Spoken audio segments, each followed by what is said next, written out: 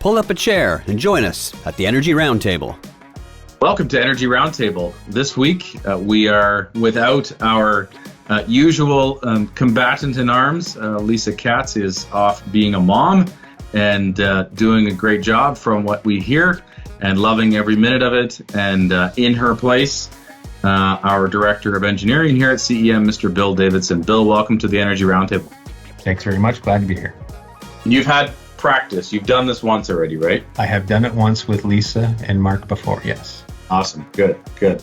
Well, we've taken a week off. We had some COVID run through the production crew. So we are all getting back to full health, and we're getting back to the news topics of the day. I will start, if that's okay with you. And sure. We will. My first article, now these were the articles we had last week for the roundtable, so they may be a little bit aged to our listeners, but hopefully good nonetheless.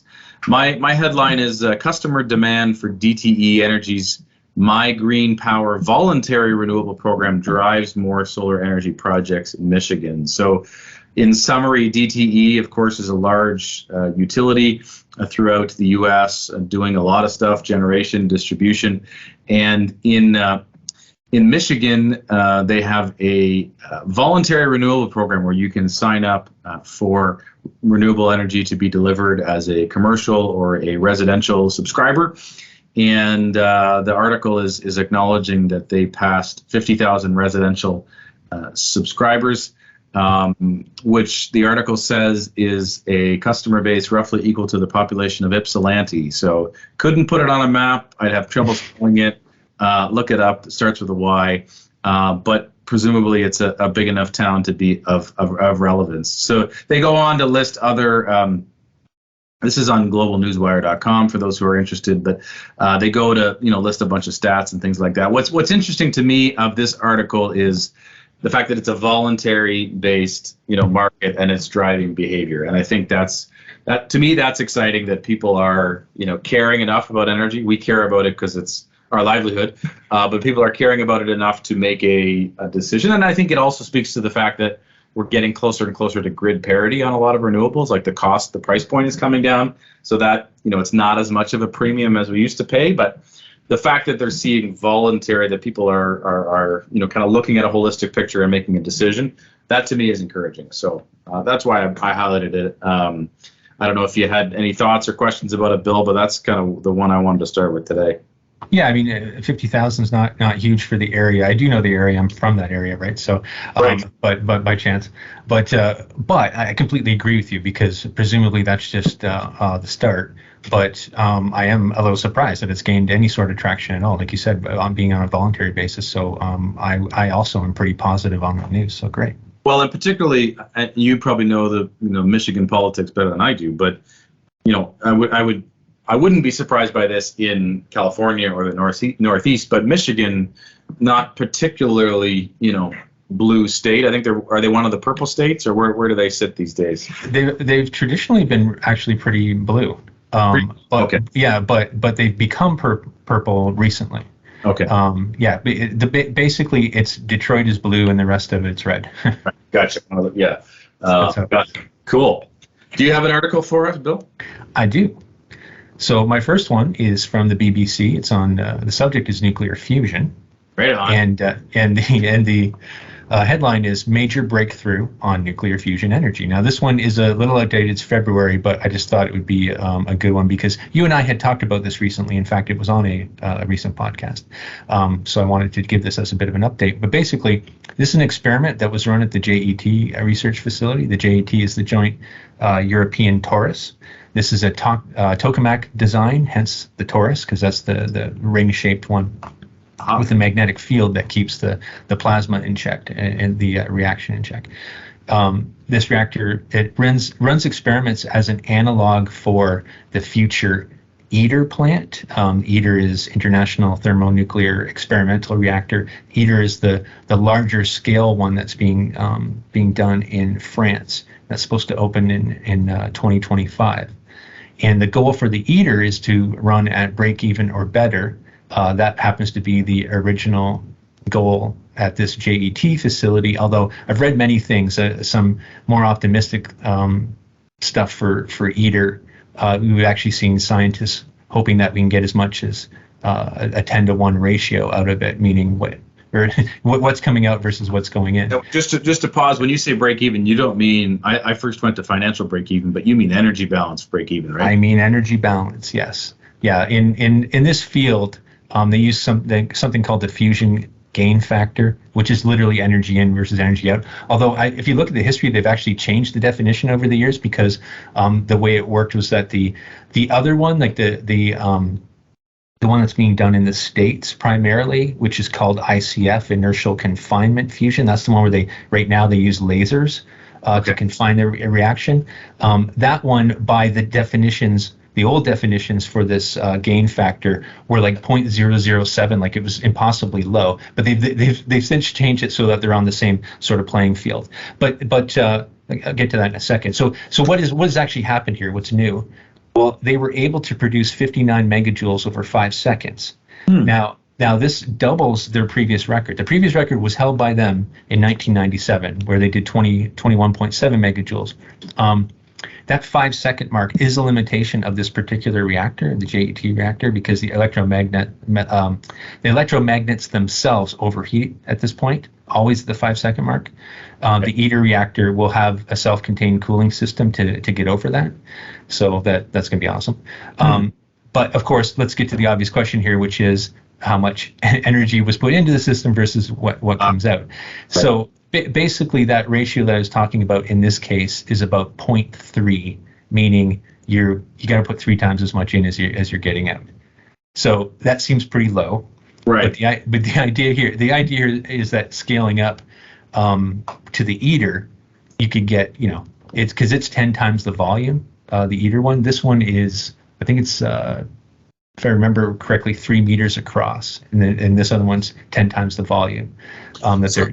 So when you say energy in versus energy, are we talking like what we in the thermal world call like heat rate? Like it's energy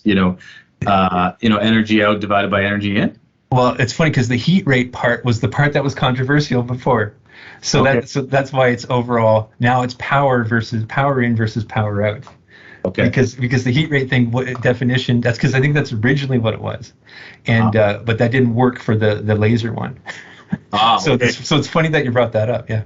But yeah, so now it's power in versus power out.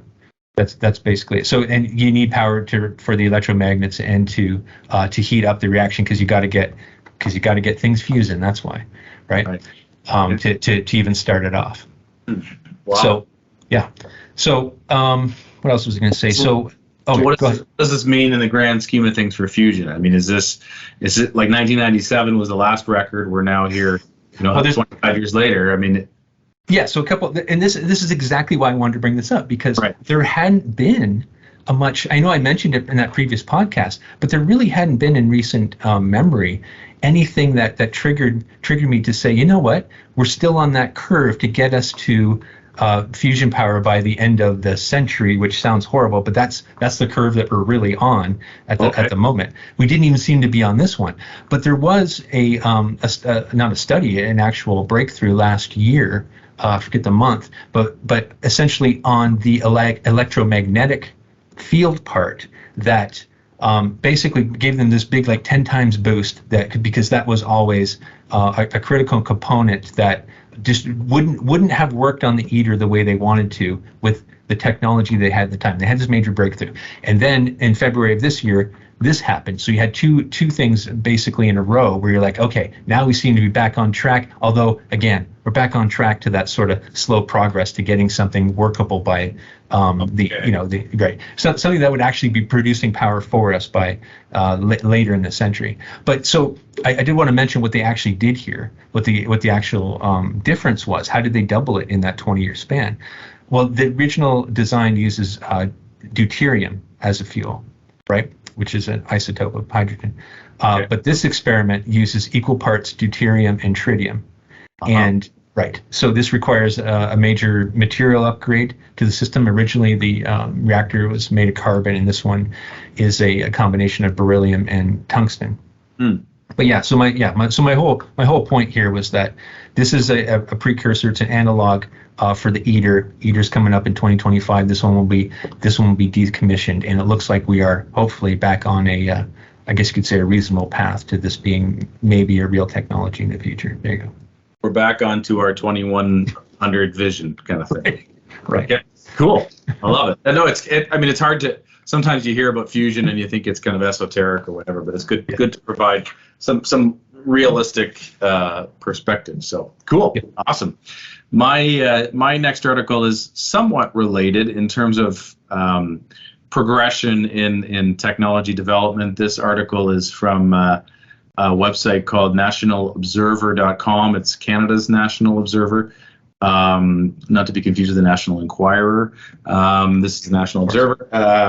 Australian researchers claim giant leap to produce affordable renewable hydrogen. So this is I think it's a pre-commercial company out of Australia. Researchers at the, so the company is called HySATA, and they're using technology developed at the University of Wollongong. I hope I got that right. And really what the improvement is the conversion efficiency of the electrolysis cells. So it's this capillary fed technology, and that's kind of the big step forward here, because and what they're saying is they've gone from 75 to 95% efficiency, which means that you're losing less in heat. So you're putting in electricity, you're getting out hydrogen out the back end, and in this case, you're converting more of that electricity to hydrogen as opposed to heat. So if they can commercialize this is a big deal, because of course, the more electricity that you put in, obviously that electricity is not free, and it drives up the cost of the hydrogen. So if we can put in less electricity, we drive down the cost of hydrogen, we make hydrogen a more competitive fuel, especially against some expensive mobile fuel. So there's some cool, I would encourage people to check out the article on nationalobserver.com. There's some pretty cool graphics around how this capillary motion works. Through, I'm going to describe it poorly online here, but there's a great graphic for those who are interested in how the HySATA capillary fed electrolysis, CFE for short, how that works. So, it's a space that, you can't have a discussion like we have without talking about hydrogen. We all know that. And so I think it's one of those things where in the electrolysis space, we're hopefully getting to the most efficient, but we're not there yet. We're kind of halfway through that progression to get really mature technology. So exciting to see if they can bring that to market. Right on. Yeah, that's a pretty substantial leap too in one go. It is. Yeah. Yeah, for sure. Wow. So, cool stuff. Cool. All right. You got one more for us? I got one more for you. This one is from MIT News, and it's called "Towards Batteries That Pack Twice as Much Energy per Pound." I love this subject. So this is about solid-state batteries, or a specific experiment run with solid-state batteries. And basically, first, what is a solid-state battery, real quick? So you have your conventional lithium-ion batteries. They have an anode and a cathode, and you have an electrolytic liquid. Solid-state lithium-ion batteries, they also have an anode and a cathode, but they're connected by a solid electrolyte. And okay, so why would you do that? What are the advantages? Well, you can get up to, we figure, possibly twice the energy density. They have a longer lifetime, and they are inherently more stable. They're less prone to catching fire, frankly. So why aren't these batteries being used yet? Obvious question. There are prototypes out there right now, and we've already overcome a bunch of challenges, engineering type challenges, materials type challenges that have already come up, but there is one that remains, and that is instability at the interface of these materials due to trapped gases when they literally press them together. Now, right. So it's a manufacturing challenge. It is, yes. So it makes sense that you can completely coat your probes with an electrolytic liquid. That's pretty simple. But when you have two solids and you're trying to get them together, it's not so easy. Right. Right. So the current solution that they do right now, manufacturing wise, is a combination of sintering, because these materials are ceramic, so you can get them a little more malleable by heating them up, right? And but they have to do that and add an extra very expensive coating. So the new discovery at this was MIT Brookhaven National Lab together. Their discovery is that is a method of addressing these issues with the sintering process itself that negates the need for that additional coating part. So we're talking about eliminating a full step in the manufacturing process, which would be huge at this point. Cool. So yeah, so we're really what the issue is that the problem when you're doing the sintering is that the CO2 from the air joins with the material, and it actually reduces conduction. So I love the solution. The solution is don't sinter with air. So what they're doing is they're actually just using pure oxygen, and their results have been awesome. The results showed that the interfacial resistance is comparable to the worst values when you're using the coatings. If you see what I'm saying, like it's actually it's on the best end when you're using the coatings. So you absolutely don't need those. That's what it looks like, anyways. So it looks like that problem's solved, but there is still a lot of testing that needs to be done here, and of course. So when are we going to have solid state batteries, right, is my question here. But I can tell you that I don't know the answer to that, but Toyota believes that it's coming soon because they're actually banking. Articles have said that they're on record saying that they think they're going to market in 3 years with these. So good luck to them. 3 years. Wow. That's what they're saying. So yeah, that's a big name to be sticking their neck out. So for sure. Cool. For sure. Wow. Great. Well, that's yeah. As much as I'm a molecules guy, I do know that on the electrons side of the world with wind and solar, they need a storage solution. We believe that molecules can be part of that, but storing electrons in a battery, that's going to be part of the puzzle as well. So getting more power stored in every pound of battery is a good thing. So cool. Yep. All right, well, let's finish our roundtable with our face-off. I must admit, I'm a little bit nervous as our producer extraordinaire, Mark Charbonneau, joins us. I'm a little bit nervous because I have not debated with Bill in this setting before. So we'll see how we do. Mark, welcome. Thanks, guys. How's it going? Good. Really good. Today's face-off topic is veganism. So whether you eat meat or not, you have to choose a pro or a con side. So we will let our rookie call the coin toss here. Bill, so heads or tails? It's heads. It's always heads. Okay. And it's actually tails. Oh. So we will let our man Matt Lensink here decide. Oh, yeah, where to go? Pros or cons, veganism. Cons, veganism. I will go. Is this like the NFL? Can I punt? Like, can I pass on the selection? I'll do pros of veganism. Wow. Okay. So, do I get to go first? I guess you get to choose. You can. Okay. I usually go last, so I'll go first. Okay. Wow. It's the weaker of the two positions, but I mean, Bill is new to the show, so thank you. Bill is celebrating 1 year with CEM this week. That's true. Yes. Yeah. So thank you. See if we keep him for another year, based on. So I think everybody knows that I'm such a bleeding heart, especially as it comes to animals. Mark especially knows this. So certainly, yes, I think one of the values of veganism is that we keep our animal population, alive and well. Just by strict definition, if we're not eating animals, we don't have to kill them. We don't have to extort them, exploit them. And so I think, as far as animal rights, I think we are doing a positive to the world that we live in by not killing those animals. I think number two is, as an energy guy, from an energy perspective, raising animals, feeding them, moving them around, processing them. I think it is very energy intensive, and so that we could reduce. If we all went veganism, we would drive down the consumption of animals, and thereby we would drive down the energy that it takes to get them onto our plate. And somewhat tied to energy is the carbon emissions profile of animals, in particular cows. There's a lot of methane emissions that comes from cows as it relates to whether it's dairy or beef farming operations, whether it's through the front end or the back end. There's a lot of methane emissions that are tied to it, and so I think if we went vegan, we would reduce a lot of that.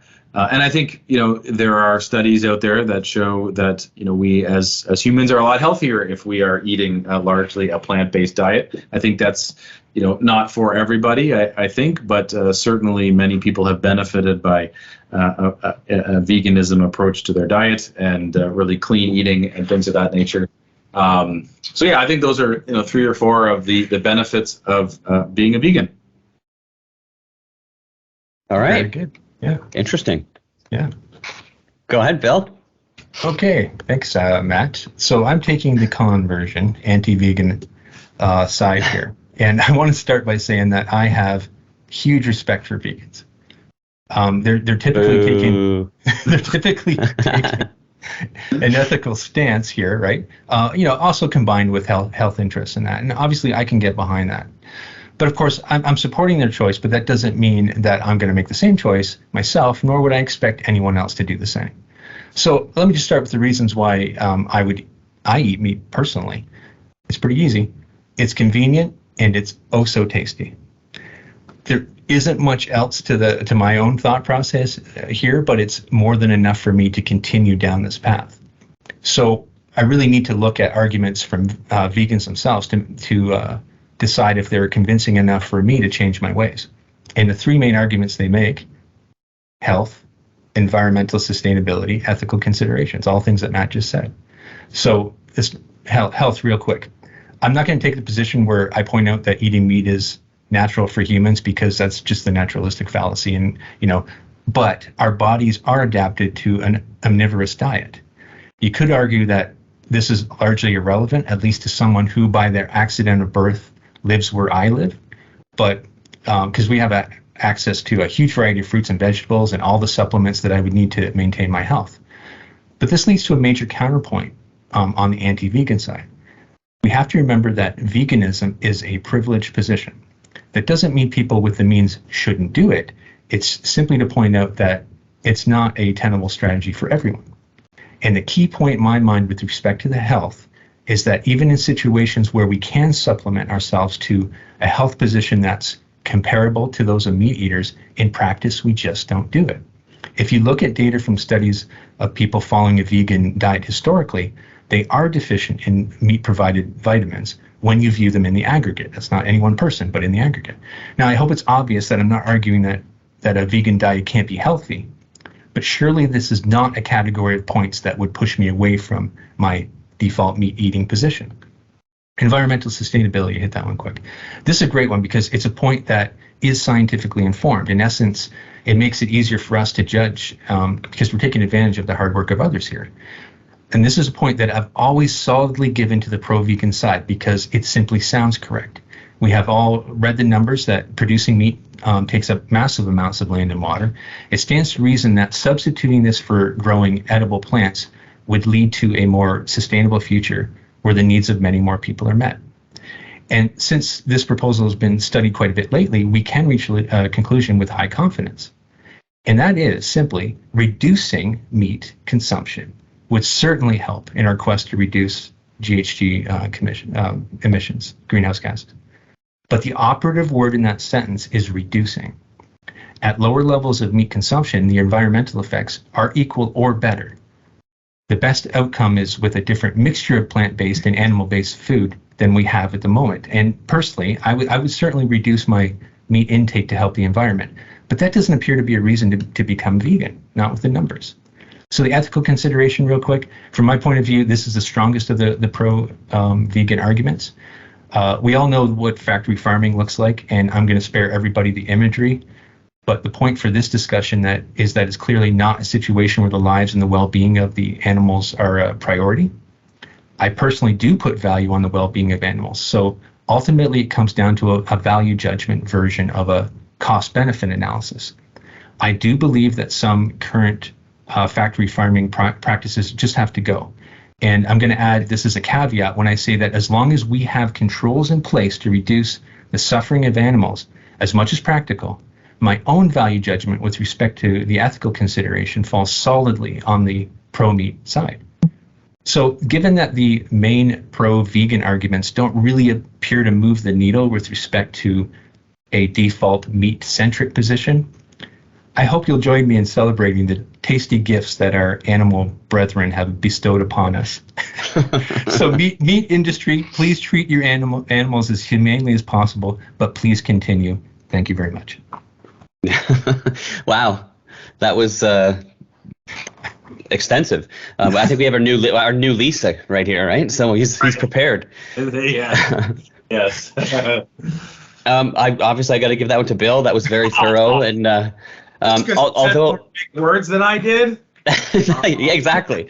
Although the sustainability thing is also a pro vegan reason for me as well. I mean, yeah.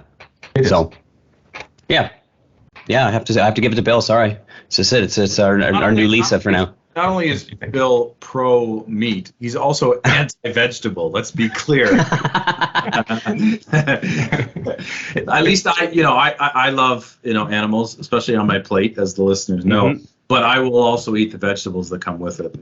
My comrade in arms here is not as well balanced. So again, in the aggregate, eating meat is probably good. If Bill was the exception, he probably would be deficient on the things that come in vegetables. So, anyways, never boring. Thank you both. This was fun, Mark. Great to be back and doing this with you. Thank you for hosting the Face Off, and Bill, thank you for jumping in while Lisa's away. I think what this is trending towards is when Lisa comes back, I'm probably the one on the way out, and you two are partners. And it'll become an hour-long show, and away we go. It'll be like 2 hours, by the way these guys analyze their face-off topics, eh? So. Oh, well, thank you both, and most importantly, thank you to our listeners. As always, we appreciate you listening and tuning in, and hopefully we bring some value and some humor at the same time. And as always, give us some feedback. Until we meet again, stay safe and have fun, and remember, you're not alone. We're all in this together. Thanks, guys.